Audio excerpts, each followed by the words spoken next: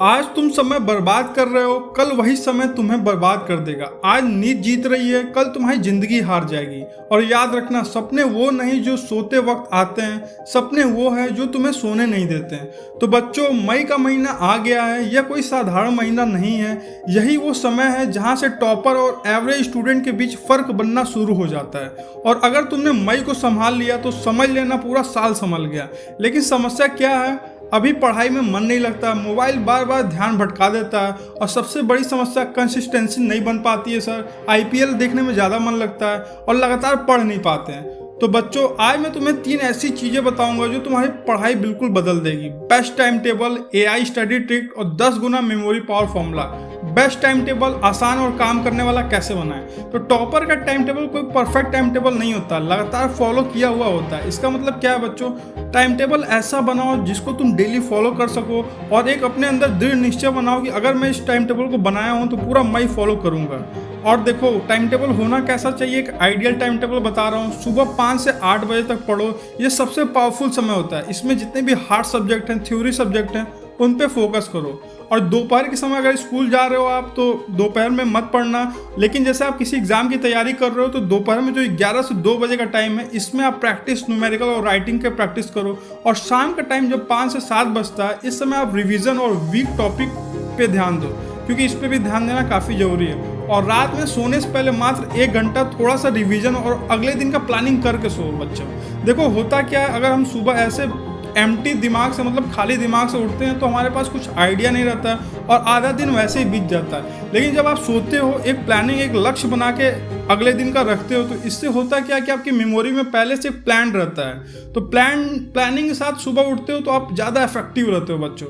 और बहुत बच्चे होते हैं कि बिना सोचे समझे ही एक दिन बिताते जाते हैं, तो उनका वैसे ही परसेंटेज खराब हो जाता है। इसीलिए नेक्स्ट दिन का प्लानिंग करना काफ़ी ज़रूरी है।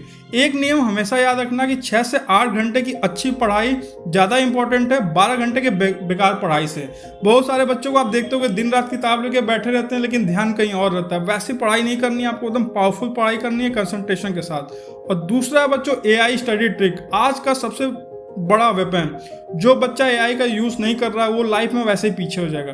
तो अगर आज के समय में एआई का इस्तेमाल नहीं कर रहे हो, तो तुम पीछे चले जाओगे बच्चों। लेकिन इसका सही इस्तेमाल कैसे करें, सबसे बड़ा सवाल यही है। तो देखो, जो भी आप पढ़ रहे हो, डाउट आता है तो तुरंत उसका जवाब उससे पूछो एआई से। जैसे चैट जीपीटी हो गया, गूगल जेमिनी हो गया, इस पर देखो कोई छोटा सा डाउट भी आप पूछोगे तो तुरंत अच्छे से एक्सप्लेन करेगा। और जितना अच्छे तरीके से आप पूछोगे, अब सिंपल सा आप एक डिफिनीशन पूछोगे, बता देगा। लेकिन फिर उसका डायग्राम पूछो, उसके पीछे का रीज़न पूछो, तो एक एक स्टेप आपको बहुत अच्छे समझाएगा। और बहुत बच्चे दिन रात नोट्स बनाते हैं, तो नोट्स खुद मत बनाओ। आप कोई भी टॉपिक को लिख दो और बोल दो एआई से कि नोट्स बना के दो आसान लैंग्वेज में और शॉर्ट्स में, तो वो आपको तुरंत एक आसान लैंग्वेज में और शॉर्ट्स नोट बना के दे देगा। उसी को पढ़ो और खुद का टेस्ट लो। जैसे जो भी आप चैप्टर पढ़ लिए, एआई से बोलो कि इस चैप्टर का एक मुझसे टेस्ट लो, तो वो आपसे टेस्ट लेगा। फिर वो आपको ये भी बताएगा कि आप कहाँ कहाँ गलती कर रहे हो। तो इससे होगा क्या बच्चों, कि आपकी जो पढ़ाई है वो काफ़ी इंप्रूव हो जाएगी। और ध्यान रखना, एआई को सहारा बनाना, आदत मत डालना इसका। और तीसरी चीज़ है 10 गुना मेमोरी पावर ट्रिक। अगर तुम्हें चीज़ें याद नहीं रहती है तो गलती तुम्हारी नहीं, तरीका गलत है।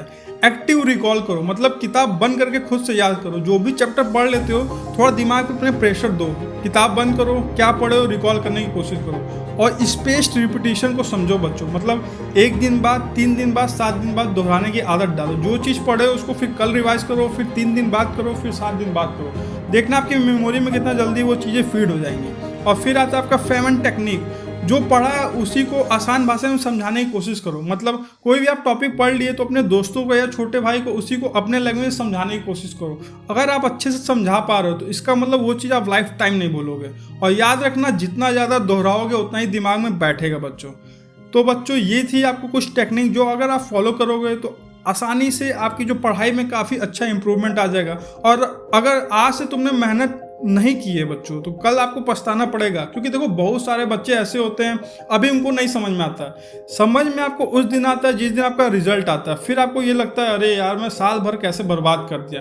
तो बच्चों, वो दिन तुमको देखना ना पड़े, इसीलिए रोज थोड़ा थोड़ा अपने लाइफ में कष्ट झेलो। देखो, रोज जो लड़का कष्ट झेलता है वो आखिरी दिन खुश रहता है, और जो बच्चा रोज रोज खुश खुशी रहता है वो लास्ट दिन एन वक्त पे कष्ट झेल लेता है। इसीलिए उस दिन से बचने के लिए बच्चों तुम रोज मेहनत करने की आदत डालो, क्योंकि जिस दिन आपका रिजल्ट आता है वो रिजल्ट आपका नहीं होता, वो पूरे परिवार का होता है। तो पूरे परिवार के चेहरे पर अगर खुशी देखना चाहते हो तो रोज रोज मेहनत करो बच्चों, यही सबसे अच्छा उपाय है। तो मिलते हैं नेक्स्ट वीडियो में, तब तक thank you and have a nice day बच्चों।